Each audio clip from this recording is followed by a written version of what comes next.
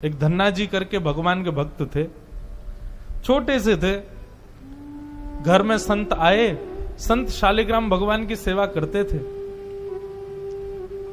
अब धन्ना जी बैठ करके देखते थे और देखते ही बड़े खुश होते थे। कभी दही से स्नान, दूध से स्नान, पंचामृत से स्नान, जल से स्नान, फिर इत्र आदि लगा के, तिलक लगा के उनकी आरती पूजा, तुलसी अर्पण, ये सब देख करके धन्ना जी को बड़ा आनंद आता था। अब भले ही खेल के रूप में सही, धन्ना जी को बड़ा मन लगता था उसमें।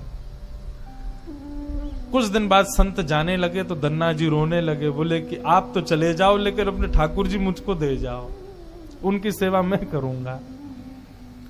अब तो इतना रोए, इतना रोए, इतना रोए धन्ना जी कि संत का निकलना मुश्किल हो गया।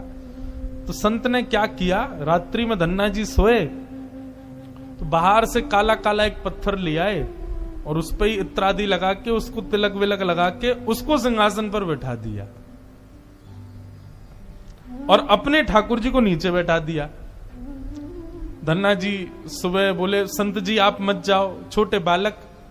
संत बोले, अच्छा देखो, अंदर आओ मंदिर में। मंदिर में गए तो बोले, देखो वो तो सिंहासन पर ठाकुर जी बैठे और नीचे हमारे ठाकुर जी बैठे, बताओ तुमको कौन से चाहिए। धन्ना जी बोले, मैं तो सिंहासन वाले लूंगा, बड़े वाले ठाकुर जी मेरे। बोले ठीक है, तो उनकी सेवा करो, अब हमको जाने दो। अपने शालिग्राम जी को लेकर के संत चले गए। अब धन्ना जी उस पत्थर की सेवा करते हैं, असली शालिग्राम तो संत अपने संग ले गए, लेकिन धन्ना जी इतने भाव से सेवा करते थे। महाराज लाल तिलक लगाने के लिए मां ने रोली नहीं दिलाई तो ईंट ले आए, ईंट को घिस करके उसी से लाल लाल रोली बना दी, वही लगाते। भोग धराने के लिए फल तोड़ लाते। मतलब सेवा की व्यवस्था नहीं होती थी तो धन्ना जी कैसे ना कैसे करके करते थे। छोटे से बालक हैं, खेल खेल में सेवा करते थे। बीच में संत किसी और के घर में आए तो धन्ना जी वहां जाके अपनी सब सेवा बताते, मैं ऐसे ऐसे करता हूं। संत बोले, भोग नहीं लगाते अपने ठाकुर जी का। बोले भोग, बोले तुमको भूख लगती है। बोले हाँ, ऐसे ठाकुर जी को भी भोग लगाना चाहिए ना। छोटे बालक को ऐसे ही समझा दिया। अब तो धन्ना जी ने मां से आज बढ़िया खिचड़ी बनवाई, कड़ी बनवाई, रोटी सब्जी बनवाई और भोग लगा के ले गए ठाकुर जी के पास। संत ने बताया था पर्दा करके भोग लगाना। पर्दा लगा दिया, भोग ठाकुर जी के सामने धर दिया। धन्ना जी बार बार पर्दे में से देखें, खा ही नहीं रहे, ठंडा हो जाएगा भोग। ठाकुर जी खा लो जल्दी से, देखो बढ़िया गरम गरम कड़ी लाया हूं और खिचड़ी बनाई, मैया ने घी डाला उस पर, पालो प्रेम से। बहुत देर हो गई, ठाकुर जी नहीं पाए तो धन्ना जी वहीं लेट गए। बोले आप नहीं पाओगे तो मैं भी नहीं पाऊंगा, मैं भी भूखा ही रहूंगा फिर। अब इतना सहज सरल प्रेम धन्ना जी का। भूखे प्यासे धन्ना जी पड़े हैं नीचे, छोटा सा बालक है, ठाकुर जी से देखा नहीं गया। इतने में ही महाराज लेट गए धन्ना जी, उनको चटकारों की आवाज आने लगी।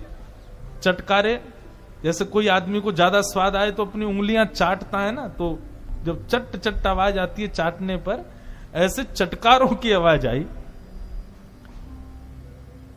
धन्ना जी बोले, ये चटकारे कहां से आ रहे हैं। जैसे ही पीछे देखा पर्दा खोल करके तो नन्हे से बाल गोपाल प्रकट हो गए हैं और धन्ना जी के सुंदर प्रसाद को स्वीकार कर रहे, पा रहे हैं। असली शालिग्राम नहीं थे धन्ना जी के, पत्थर की सेवा करते थे, लेकिन भाव और विश्वास इतना ठाकुर जी के प्रति, ठाकुर जी प्रकट हो गए। अब धन्ना जी थोड़े बड़े हो गए तो घर की गैयाएं चराने जाते थे और अपने ठाकुर जी को जेब में धर के ले जाते थे। और गैया जब चरती थी तो पेड़ के नीचे बैठ के ठाकुर जी को निकाल लेते और कहते, ठाकुर जी अब कोई ना आए, प्रकट है जाओ। सो ठाकुर जी प्रकट हो जाते, धन्ना जी के साथ खूब लीला करते। एक दिन ठाकुर जी ने धन्ना जी से कहा, आज गाय चराने नहीं जाओगे। बोले आज हमारी बुआ जी आई हैं, घर में बहुत सारे मेहमान आए, आज हम नहीं जाएंगे। तो ठाकुर जी बोले, एक काम कर, गैयान को गांव से बाहर ले जा और मुंह को भी बाहर पधराया, तेरी जगह आज गैया मैं चराया आऊंगा। तो यही होने लगा। अब थोड़ी दूर तक धन्ना जी जाते, उसके बाद ठाकुर जी को बाहर निकालते और ठाकुर जी प्रकट हो जाते, गैया चराने ठाकुर जी जाते। आज 11-12 साल हो गए वो संत आए जिनके शालिग्राम जी की सेवा थी। संत जैसे आए, धन्ना जी ने प्रणाम किया, जय हो मेरे गुरुदेव, गुरु जी के चरणों में प्रणाम। गुरु जी आपने ऐसे ठाकुर जी प्रदान किए, मेरा तो जीवन उत्सव हो गया। अच्छा, कहां है तुम्हारे ठाकुर जी, सेवा पूजा कैसी चल रही, अभी तक कर ही रहे हो? उनको लगी पत्थर है, बचपन में की होगी, अब तो बड़ा हो गया।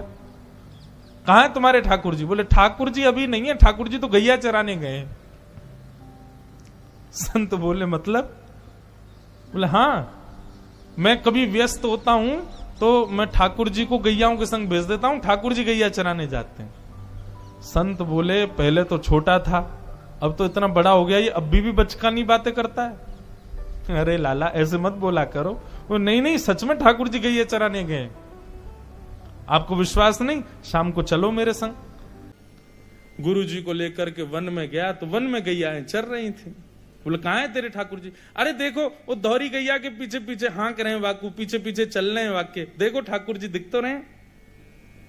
गुरु जी बोले हमको नहीं दिख रहे। धन्ना जी दौड़ के ठाकुर जी के पास गए, बोले मेरे गुरु जी आए हैं, उनको दिख जाओ। भगवान बोले उनको नहीं दिखेंगे हम बस तुमको ही दिखेंगे, तुम्हारे सखा हैं, तुमको दिखेंगे, सबको थोड़ी दिखेंगे। अरे भैया ऐसा मत करो। क्यों? बोले आपको और मोको एक दूसरे से मिलवावे वाले तो गुरुजी हैं। गुरुजी यदि मुझको नहीं देके जाते आपको, तो आप मुझे कैसे मिलते? मेरे गुरुदेव हैं, इन्होंने ही तो मुझको दिया था आपको। ठाकुर जी रीझ गए, पुनः पुनः धन की भक्ति, ऐसा भाव। इतने में ही नील माधव, नीलमणि ठाकुर जी प्रकट हो गए।